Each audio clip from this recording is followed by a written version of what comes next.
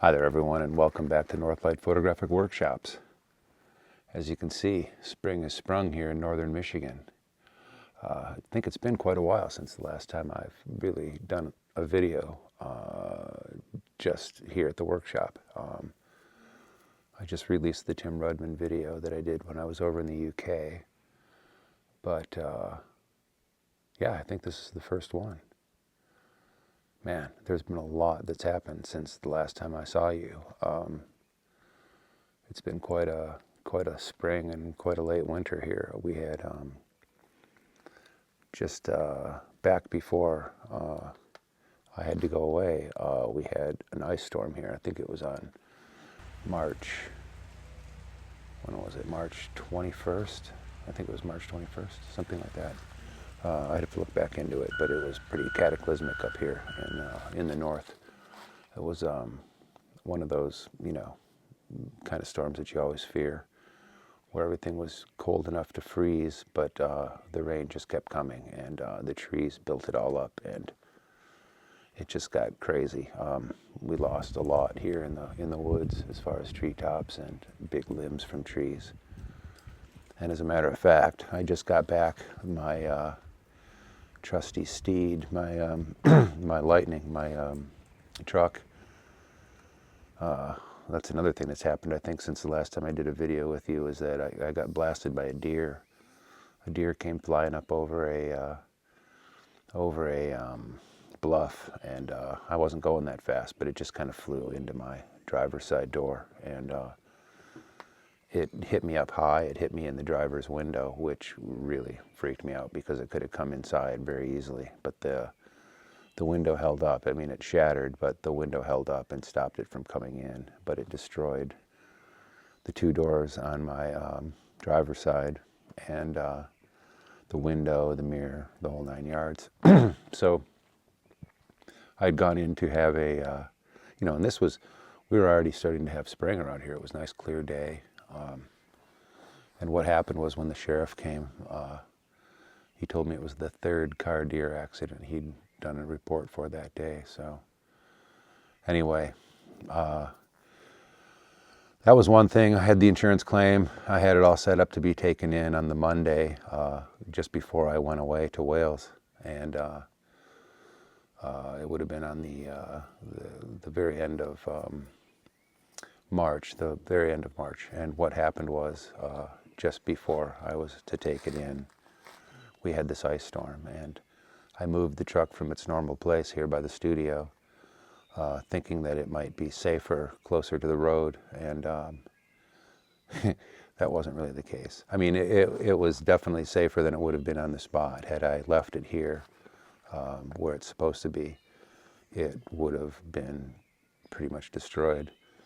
But anyway, what happened was, a limb came down, bounced off the side of the cab, and then just kind of skidded down the good side of the car. So basically, every quadrant of the car had some damage to it.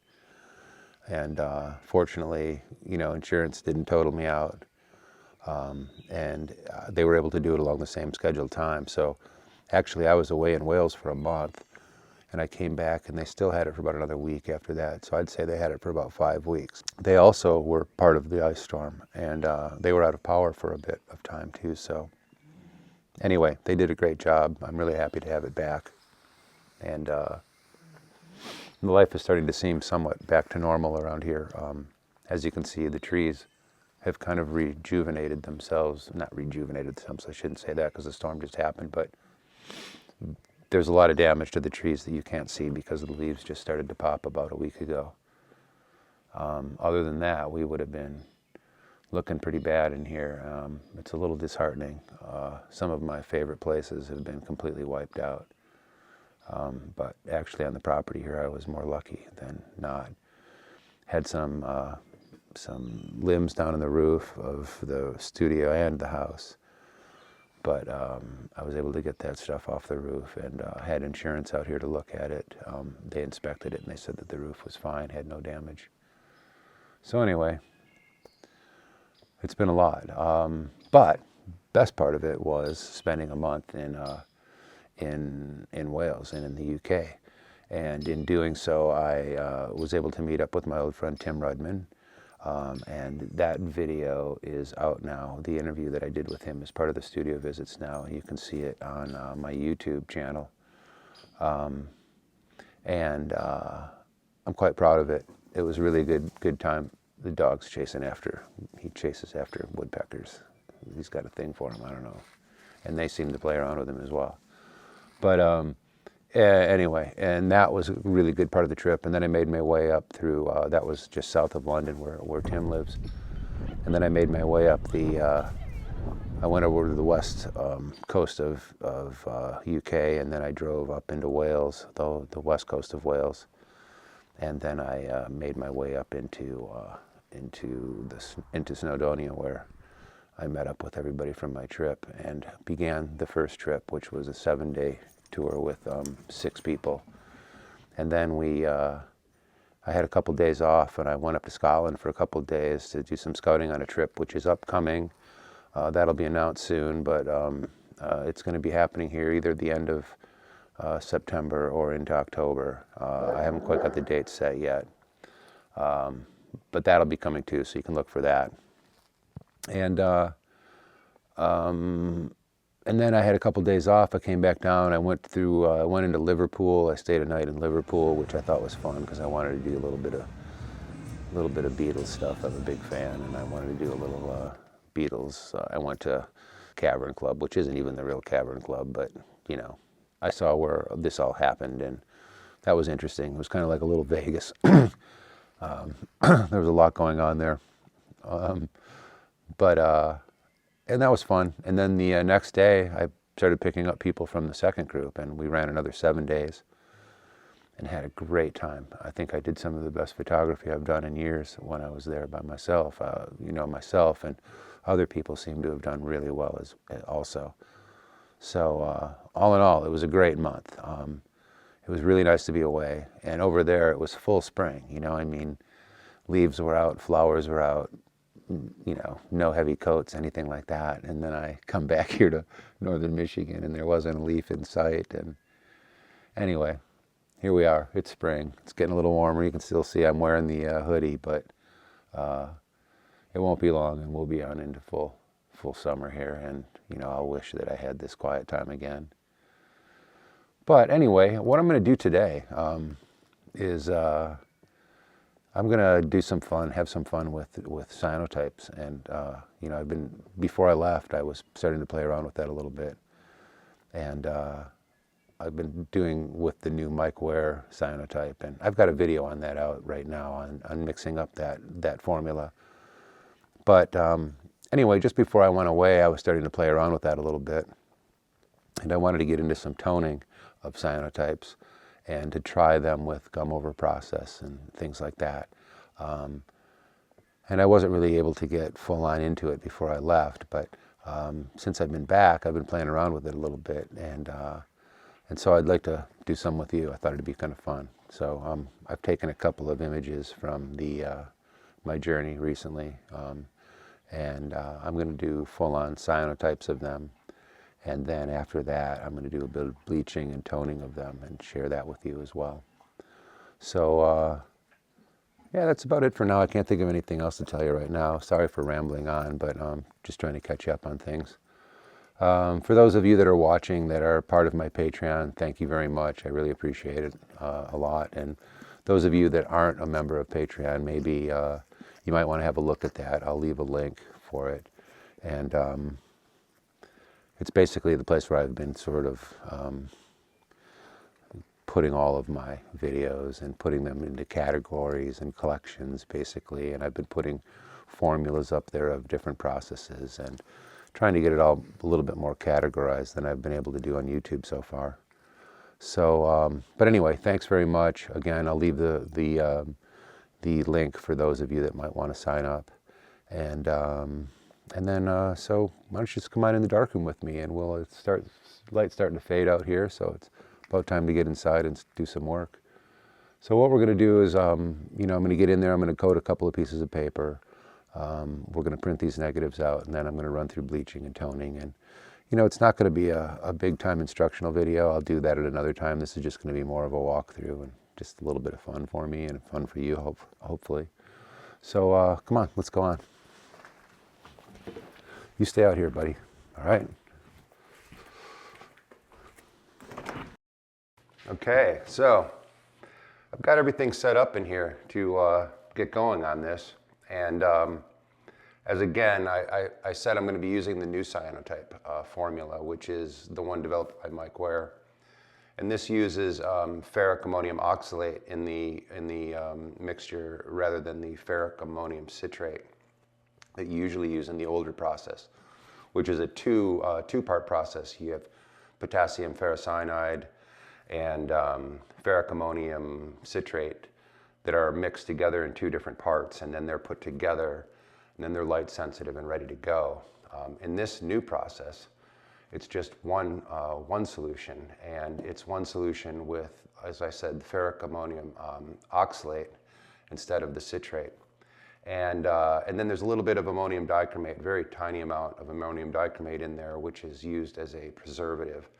Because anybody that's worked with the cyanotype process, the old cyanotype process, knows that you'll get a little bit of growth on it. Sometimes you get a little bit of mold that grows on the top that you have to peel off before you start using it again.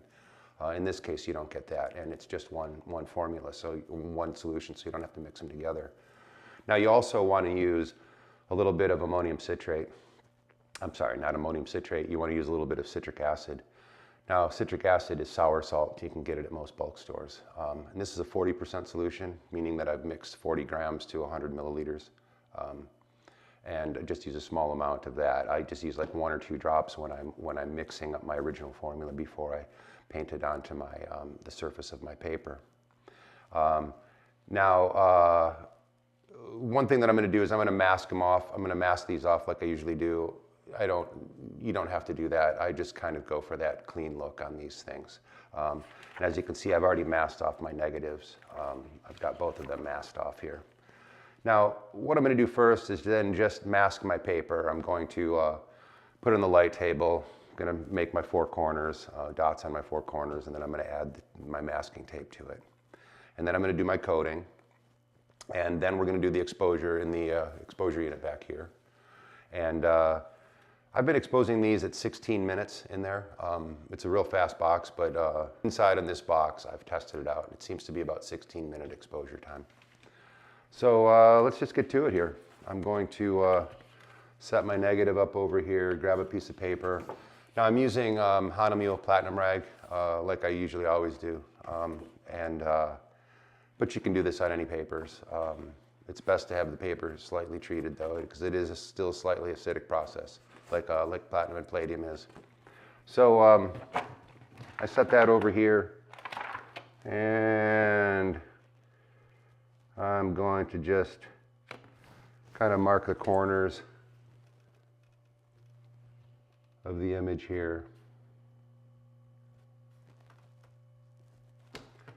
And I'll remove the negative, and I leave the light on so that I can see where my spots are. I'm going to take out my glasses here so that I can see my spots. Now this tape that I'm using is the Post-it, the 3M Post-it tape. It's real good stuff for this masking purpose because it'll peel back up off the paper without lifting any of the surface of the sizing.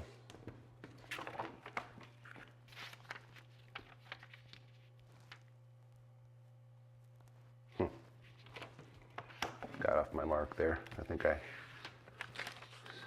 stuck it to a piece of dust. All right, there we go.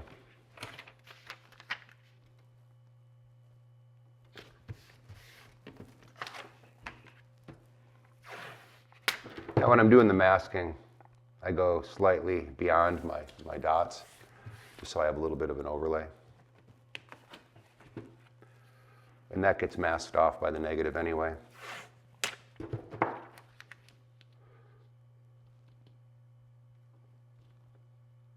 All right.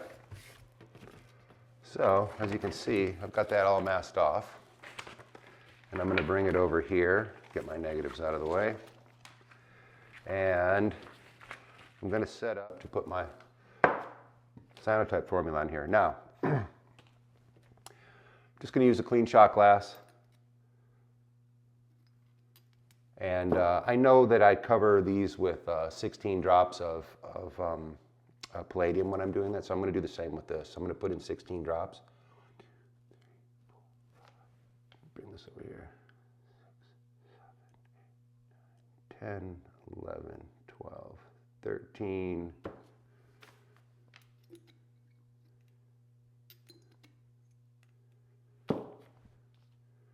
14, 15, 16. All right, let's set that off to the side. Now I'm going to take a little bit of citric acid. I'm just going to put 3 drops in there. Now the citric acid helps with the clearing process in the end when we're doing the developing out. We just develop this in water. So let's go here. I'm going to actually wet my brush. I like to get my brush wet so that it doesn't absorb up all of my, my material. So let's get that on here. And much like the platinum and palladium, I'm just going to brush this out as even as I can on here, getting all the corners of my mask.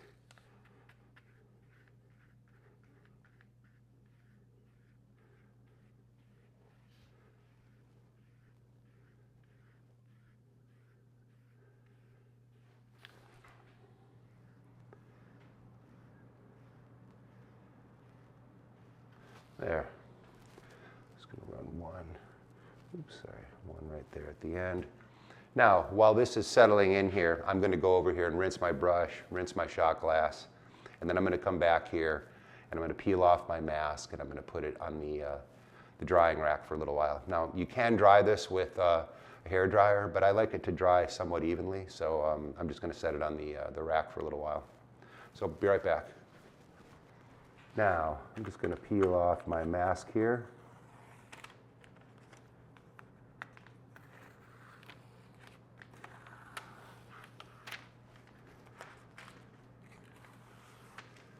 There we go. And as you can see, I've got a real nice masked edge here. So I'm going to put that here on the drying rack. And I'll be back here in a minute when it's all dried and we'll go on with the exposure, all right? Okay, so it's pretty dry now and it's looking pretty good. So it's time to marry it up with the negative and get it into the print frame. So I think I'm going to go with this image first. It's a pretty cool one. I don't know if you can't see it till I'm printing it, but it's for my one of the new ones from my trip. So what I like to do is put it back onto the light table so that I can see underneath and know that I'm matching up my masking with my coating on there. And then I'll just use a little bit of removable tape, little removable Scotch tape to hold it into place. We're going to put it here into the print frame. Another negative in here I've been working on, so I'm going to put that off to the side. And we're going to take that and put it face down in there.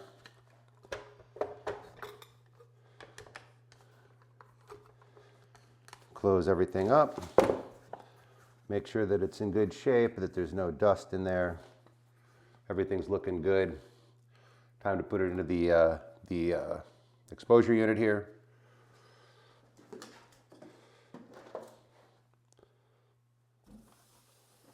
There we go. And I'm going to set everything here at, we're going to set it for 16 minutes. Again, 16 minutes is the optimum exposure time that I found here for this. Press start, make sure everything's going good. All right. Now, I'll be back with you in 16 minutes. And then we'll develop it out. Now, I just develop it in simple clear water.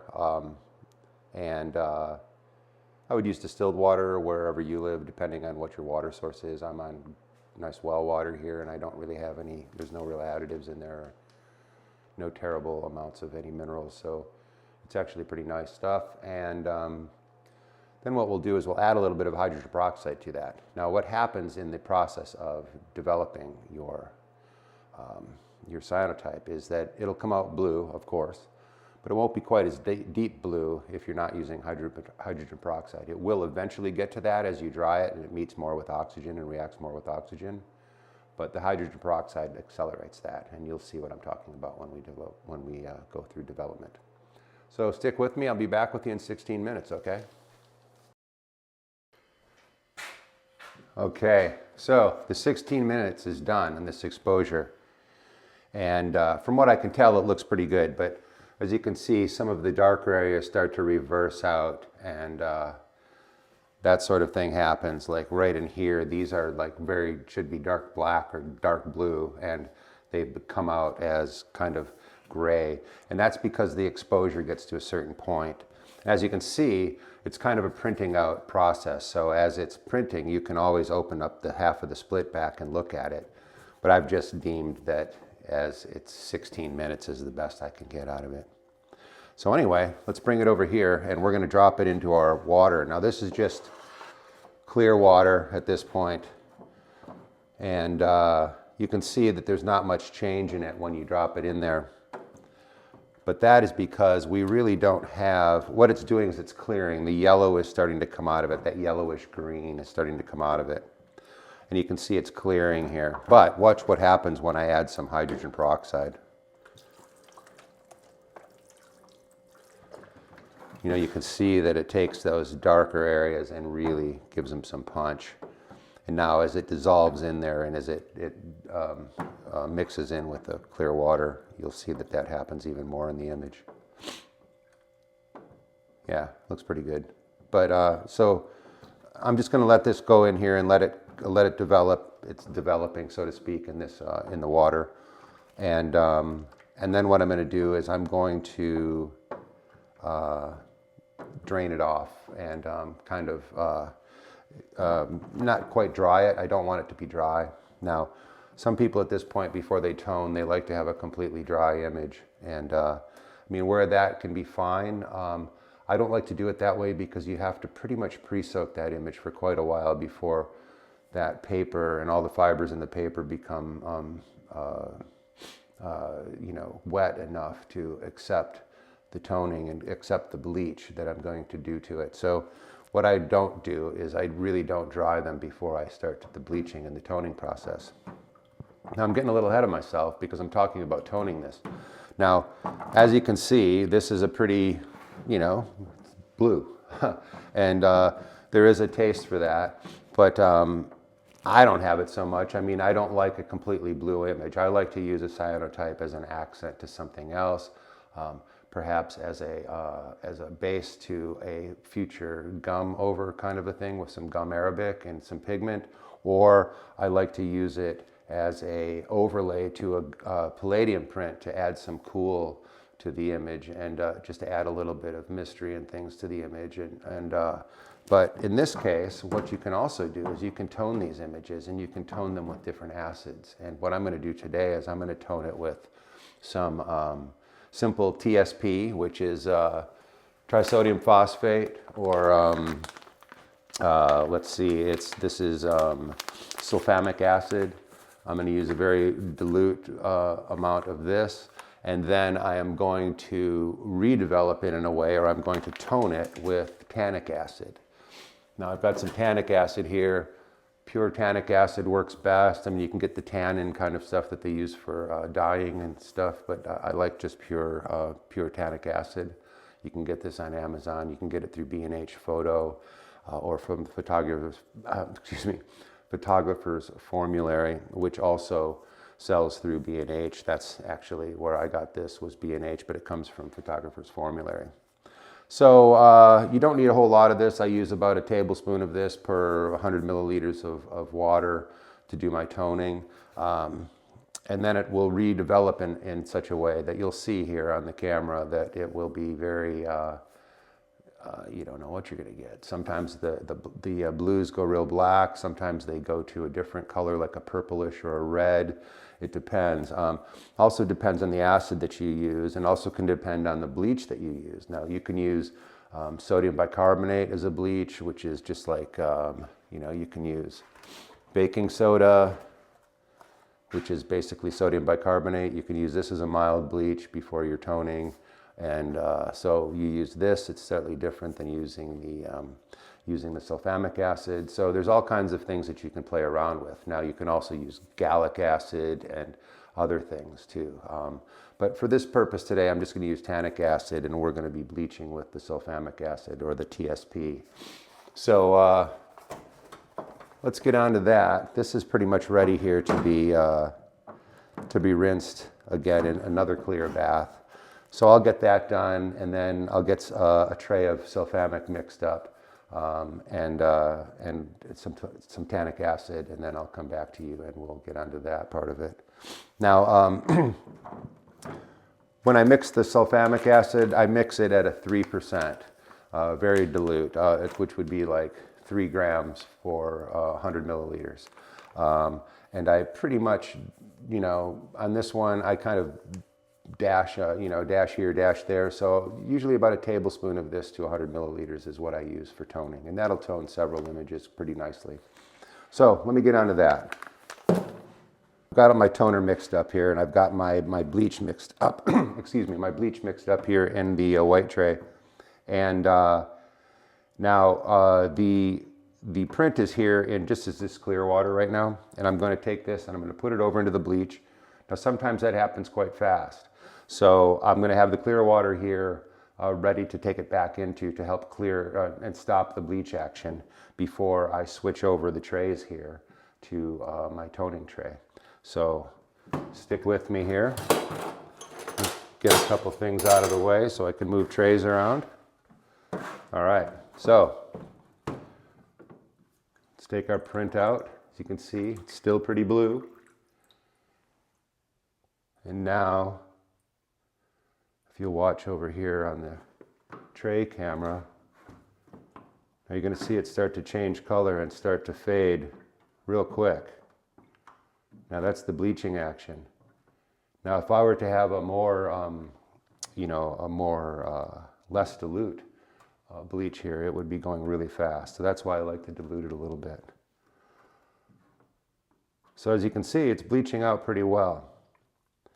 Now, because it continues to, I'm going to pull it out of here right now and put it over here into the wash and just let it rinse down. And while that's happening, I'm going to switch my bleach tray over.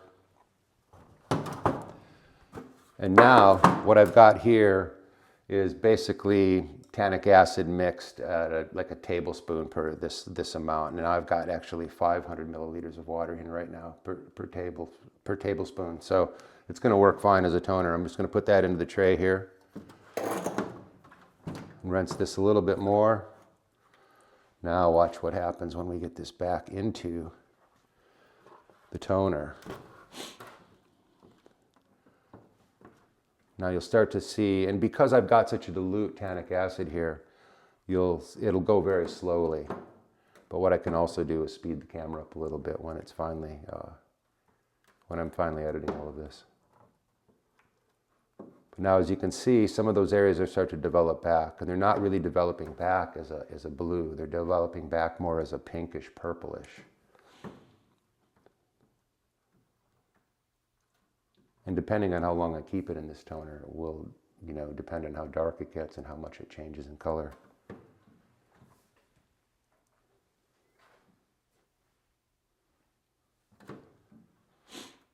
It's starting to look pretty interesting already.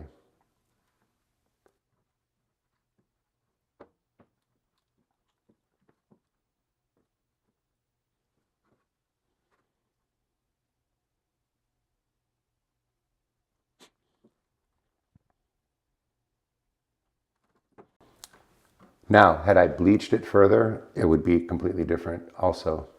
Now, what I wanted to do was keep some of that blue in the lower value areas, the darker areas. But as you can see also in here, you can see the wood grain and things starting to come back. And it's two-toned because there's the blue and then there's kind of the purplish brownish toned area. So I'm going to let this keep going for a while and we'll see what happens. Okay, I think I'm going to leave it at that. It would continue to even get darker, but I think this looks pretty good to me, and I want to get on to another one. So what I'd do is take this out of here, and I'd rinse it down and give it a good dry, and then I'll come back to you, all right? Looks pretty cool, doesn't it? I really like the way that you know, these shadow areas have kind of split toned. Anyway, see you again soon. Okay, so we've got a dried, sweet little print here. I'm really happy with it. It's really cool, and it's fun to find out that there's so much more that you can do with cyanotypes, right? I mean, it's not just a blueprint of a photograph. And there's so much more that you can do, even more than this. Some of the things that I've started to do are to put a sizing over this afterward, and then to put a gum layer onto it. And those have been really interesting. And also, I do like to do this over a palladium as well. And that does a whole other thing too. So it's real interesting. I mean, there's so many different things that you can do. I'm going to continue doing this a little bit more. I'm going to do another print here, but not on this video. But I am going to continue doing some more experimentation with this and using different formulas and different bleaches and different acids, and try to give you an idea of what can be done. But anyway, it's very simple to do, and I highly advise you to get with it at home as well. On my Patreon, there's the other videos that I have with this, and I'm going to be putting up some of my formulas pretty soon in PDF form as well. So if you're not a member of the Patreon, you know, you might want to think of becoming a subscribing member, and I would appreciate that greatly. And other than that, I'll be back with you with more of these videos soon, and have fun with this on your own, all right? Take care of yourselves, and goodbye.